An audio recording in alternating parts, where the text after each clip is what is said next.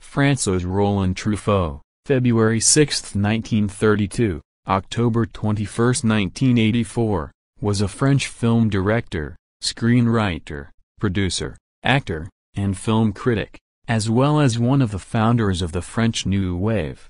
In a film career lasting over a quarter of a century, he remains an icon of the French film industry, having worked on over 25 films. Truffaut's film The 400 Blows came to be a defining film of the French New Wave movement. He also directed such classics as Shoot the Piano Player, 1960, Jules et Jim, 1961, The Wild Child, 1970, Two English Girls, 1971, Day for Night, 1973, and The Woman Next Door, 1981. Truffaut was born in Paris on February 6, 1932.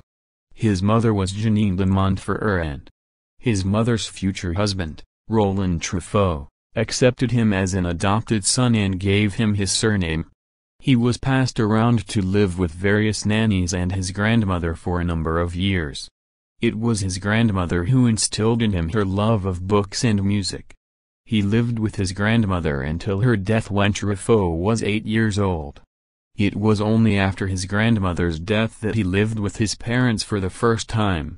The identity of Truffaut's biological father was unknown, though a private detective agency in 1968 revealed that their inquiry into the matter led to a Roland Levy, a Jewish dentist from Bayonne.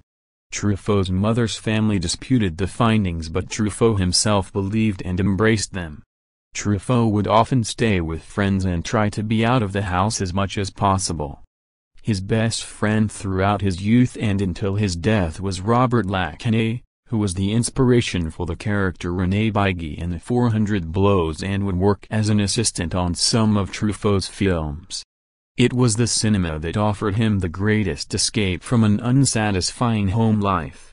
He was 8 years old when he saw his first movie, Abel Gance's Paradis Perdu, Paradise Lost, from 1939.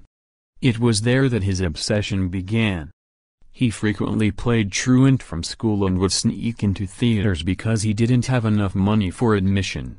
After being expelled from several schools, at the age of 14 he decided to become self-taught. Two of his academic goals were to watch 3 movies a day and read 3 books a week. Truffaut frequented Henri Lenoir's Cinémathèque Française where he was exposed to countless foreign films from around the world.